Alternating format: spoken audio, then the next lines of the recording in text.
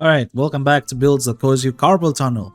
I still don't have credits. It's fine, I don't need them yet, but builds that cause you Carpal tunnel. Nix with elemental ward, specifically toxin elemental ward. Why would you ever do this? Because you can use the Cernos Prime. And because the Cernos Prime is a specific bow that has a unique trait that gives it 50% more damage to headshots, which is really good for blast procs and for direct damage, but it also has an innate multi-shot of 3 while also being able to equip split flights, while also having the choice of horizontal or vertical spread. Now the difference between horizontal and vertical spread is obviously when you're horizontal spread, bullets go from left to right, and when you're from vertical spreads, bullets go from top to bottom. However, when you use split flights and heavy caliber, this changes, and then horizontal spread is from top to bottom, and vertical spread is from left to right. When you want to play this build, you choose vertical spread for more AoE, you do primary overcharge, and then on Nix yourself, you do arcane battery, arcane rise because you're reloading pretty much all the time, so this is always up, and elemental ward gives you a whopping 154% reload speed, which is actually a bit more since we're using Madurai sling strength, 40% more ability strength. So, you know, overall in total, this is a lot of reload speed. This will give us the armor so you can use Arcane Battery, because why the fuck would I use Arcane Battery with 135 armor, you would say? Well, this gives you enough armor so this can be maxed out almost, and you go to around 1500 energy. That's very good. Equilibrium to keep up the energy, and then for your pet, you'll put a Panzerwupperpfeiler or something like that. Anything that can put Synth Deconstruct and benefit from it a lot. As is like Panzerwupperpfeiler because it can also keep me alive from time to time with Martyr Symbiosis. Let's see it in action. We had a Fissure survival on Annie, so that is extremely funny. We like Fissures, and this build definitely likes the Origin because the second ability steals defenses, so you will be able to steal both shields and armor and overguard. And the great thing about the augment for his second ability is that when you press it and you use it, it just keeps bouncing around and spreading to more enemies when you actually use it. The second ability augment is actually very broken. Not many people actually use it. As you can see, I've cast it once. It has spread all the way to these enemies, and I haven't casted my other abilities. It's just the second ability, nothing else. And yeah, our plan is to just basically keep recasting the second ability and just take overguard, take armor, take shields, and just benefit from the Panzerwupperpfeiler to generate health and energy orbs in order for us to get some of the max energy and proc battery and then proc overcharge. Very simple.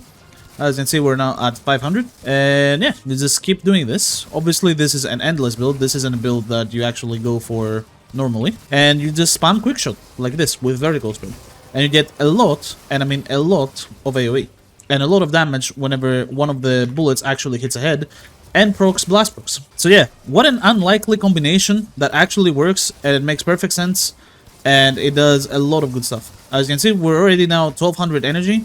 We went from like 500 to 1200 in an instant. And yeah, you just keep casting too.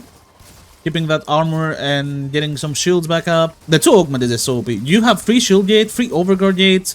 You have tons of armor. You can't really die just from the augment itself. It's kind of crazy. But now, primary overcharge will be active for the most part since we're like close to the max energy. So that's another 350% extra multi shot. So we're shooting a lot of arrows. Trust me. And as you can see, I'm on vertical spread, but they went sideways, because it's funny like that.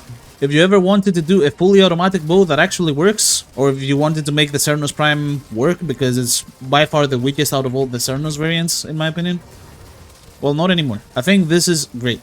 And obviously, I have a crit at this Riven, but this works even if you replace the Riven with something like Vigilante Armaments. You don't need the Riven. I have the Riven, so I'm gonna use it. You don't have a Riven? That's fine.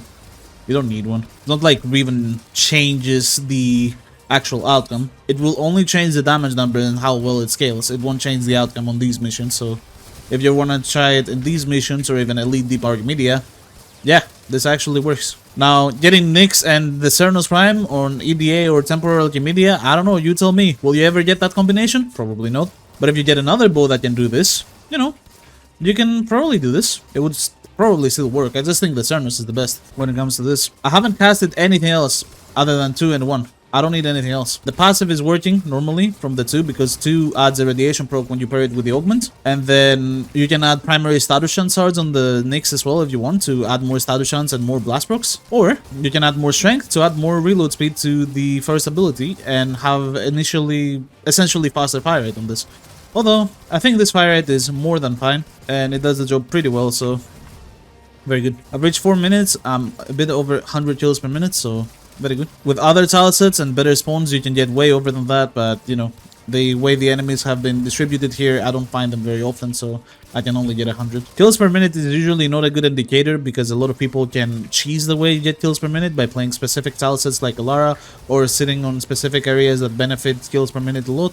And it could also go vice versa. Like, if you have a really bad tile set or an area that has enemies really far apart and spawning really far away, the kills per minute stat goes down. So it is really placebo unless it's something super crazy like 300 to 350 kills per minute, which is achievable if you use things like Nova, Podapox, some other weapons, probably like Harry's Prime, Otikor, some weapons with crazy AoE. All those weapons can reach crazy amount of kill per minute. So now for the Acolyte, I'm not sure how it will do. We'll see. I'll cast the 3 as well here, since we can probably benefit from it if the Acolyte spawns close. Oh, she's up there.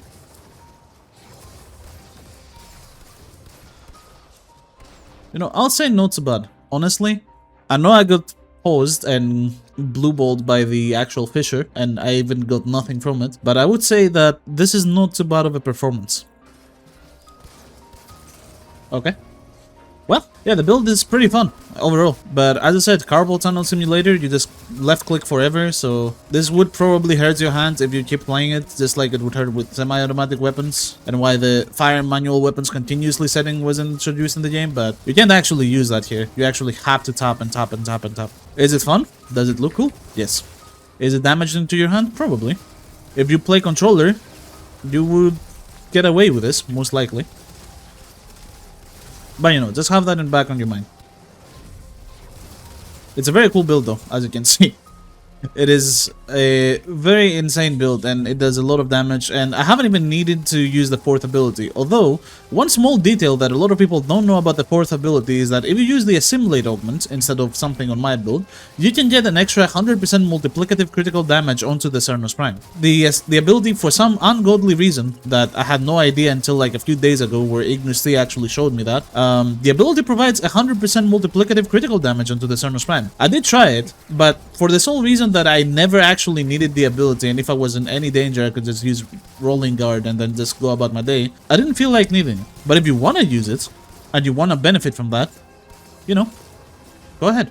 Overall, the build doesn't really need much anyways. It is a very straightforward and very tanky, like, it doesn't matter. I have 3000 armor from Psychic Bolts, I have 6000 Overguard from Psychic Bolts, I have almost max Overshield from Psychic Bolts, and I have Rolling Guard. So in terms of tankiness, this build doesn't die anyways. It will never die. The benefit from Assimilate is simply to get the critical damage, not to actually make Ember, or not Ember, to make Nyx tankier. Because Nyx doesn't die on this build. She never dies. She doesn't even get hit on this build most of the time. So overall, I think that this is a very fun setup. And the Nyx build in general, it is very good. And you don't actually need to do Elemental Ward. You can just take this Nyx build as is. It is a very powerful Nyx build. And just use whatever subsume you want because it has good amount of strength, and just benefit from that directly for your weapons. But I just wanted to make it a bow focused build for the quick shot of bows to use the reload speed with Chroma Subsume and use primary overcharge on the primary. Obviously, if you want to do other primaries, use primary overcharge and then go for something like primary status chance on the build, then you would probably get great results regardless. Thank you very much for watching another video of mine, and I will see you on the next one.